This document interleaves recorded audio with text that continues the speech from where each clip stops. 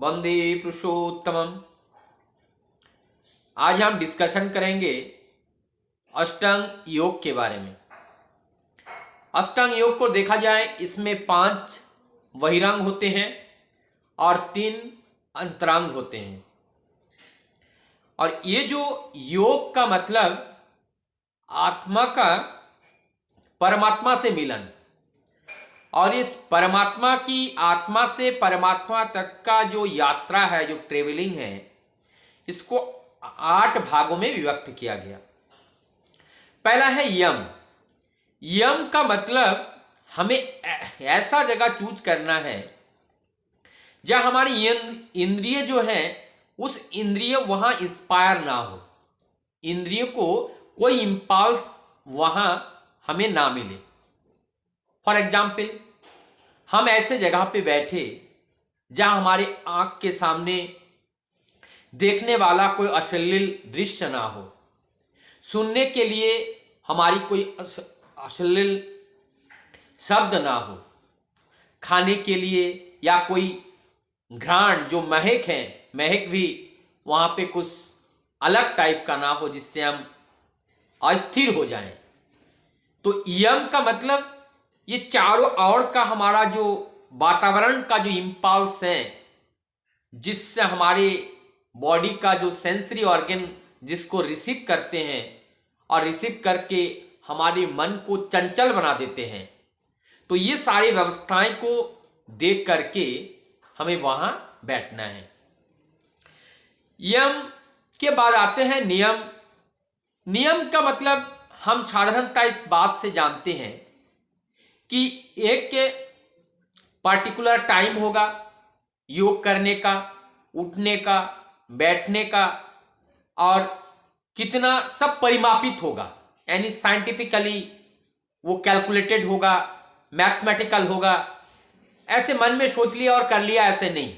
नियम का मतलब पूरा एक परिपक्व रूप से एक व्यक्ति जब साधना करेंगे, साधना करने के लिए बैठेंगे, किस तरीके का वातावरण हो, कैसा वहाँ माहौल हो, कैसे बैठने का आसन हो, कैसे अपना कपड़ा पहना हुआ हो, वहाँ का टेम्परेचर कितना हो, वहाँ पे ऐसे निर्जन जगह पे हो, तो इस तरीके के सारे परिस्थितियों का जो मापदंड है जिसके माध्यम से देखा जाता है, वो नियम कहलाते हैं। उसके बाद जो आसन है, आसन में योग के बारे में ये कहा गया जो हमारा सुख आसन होते हैं, जिस आसन से बैठने से हम अस्थिर नहीं होते हैं, हम कंफर्टेबल फीलिंग करते हैं। तो ऐसे आसन में बैठ करके हमें इस योग के जितने अंग है एक एक करके हमें पार करना है। फिर आते हैं 4th है जो प्राणायाम। हम प्राणायाम का माने जानते हैं, प्राण माने वायु, आयाम माने विस्तार। और ये विस्तार कैसे करते हैं कि हमारे अंदर जो वायु है उसका बाहर निकालना, बाहर के वायु को अंदर करना। जो वायु हम बाहर करते हैं उसमें कार्बन डाइऑक्साइड की मात्रा ज़्यादा होती है, और जो हम अंदर लेते हैं उसमें ऑक्सीजन की मात्रा ज़्यादा होती है, जिससे हमारे बॉडी में ज़्यादा ऑक्सीजन आते हैं, जिससे हमारे ब्लड की सेल्स में ज़्यादा ऑक्सीजनेटेड हो जाते हैं। तो इस तरीके से ये प्राणायाम हम करते हैं।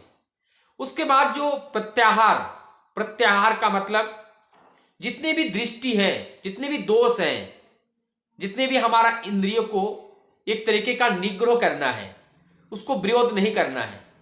लोभ, हमें लोभ हो रहा है, लेकिन उस लोभ को हमें अच्छे कार्य करने के प्रति उसको टर्न करना है।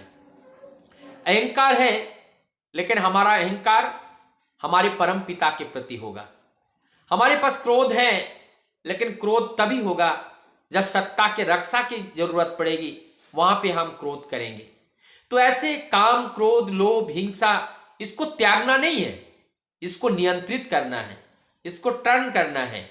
हमारी सत्ता के संवर्धना में जिस तरीके से ये कार्य में आ सकते हैं, फिर देखना ऐसे पता लगेगा कि ये जो प्रवृत्ति है जिसको हम रिपु कहते हैं अर्थात शत्रु कहते हैं, वास्तव में शत्रु नहीं है, इसके बिना कोई कार्य होगा ही नहीं। कर्म की कल्पना ही नहीं कर सकते हैं अगर हमारे अंदर वो इंद्रियां नहीं है तो। और वो जो कर्म करते हैं उस कर्म को केवल हमें मोड़ देना है। तो ये इस तरीके से हमारा जो बहिरंग है, ये बहिरंग 5 बहिरंग का ये पार्ट अष्टांग में से ये 5 पूरा होता है। और अंतरंग में 3 होते हैं, धारणा, ध्यान और समाधि।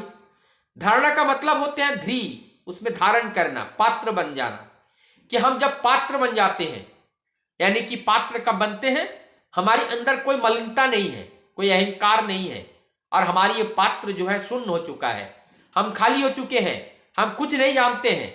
और ये सब परमपिता की उस गुण को, और इस पात्र जब बन जाते हैं उसमें धारण करने की, उसमें रखने की क्षमता उत्पन्न हो जाती है। तो ये धारणा है। उसके बाद ध्यान। फिर जब ऐसा हो जाता है कि परम सत्ता, परम पिता के जो दैवीय गुण से हम जब हमारा ये भर जाते हैं, तो हमारा जो ध्यान होगा, तो हमारे सारी इंद्रियों में कौन होगा, वही परम पिता होगा।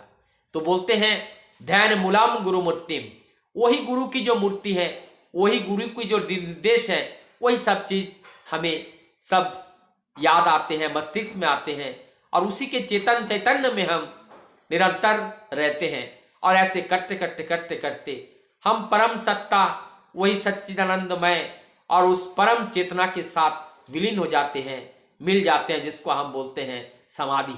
और जब हमारे अंदर की जो चेतना है, हमारी जो आत्मा है, परमात्मा के साथ जब मिल जाते हैं, तब जब ये चेतन राज्य में जब चले जाते हैं, हमारा ये शरीर अब चेतन में रह जाता है, और इस शरीर का कोई चेतन नहीं रहता है, कोई चैतन्य नहीं रहता है।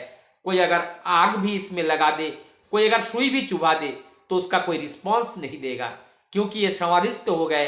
क्योंकि इनके अंदर, इस देह के अंदर जो चेतन है, जो चैतन्य है, जो आत्मा है, वो आत्मा कहाँ पहुंचा है, वो परमात्मा के साथ युक्त हो गया। वो इस समय वो देह में नहीं है, और देह से बाहर जा करके वो परमात्मा के साथ युक्त हो जाते हैं।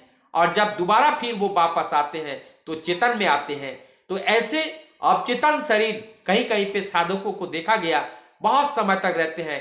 ठाकुर जी के जीवन में भी इस तरीके के समाधि, भगवान रामकृष्ण के परमहंस देव जी के जीवन में भी इस तरीके के समाधि, और गौरंग महाप्रभु के जीवन में भी इस तरीके के समाधि के बारे में हम लोग सुने हैं। ऐसे बहुत से और सिद्ध महापुरुष के जीवन में भी ये समाधि के बाद हम लोग इस तरीके से सुनते हैं। समाधि का मतलब उस परम आत्मा का परमात्मा से मिलन, और तभी पूर्ण होता है ये योग। और योग का ये अष्टांग 8 ये अंग होते हैं। ये बहिरंग और अंतरंग, 5 बहिरंग और 3 अंतरंग मिलकर के अष्टांग होते हैं। और इस तरीके से आत्मा और परमात्मा का ये महामिलन होता है, और यही वास्तव में यही विवाह है। वंदे पुरुषोत्तम।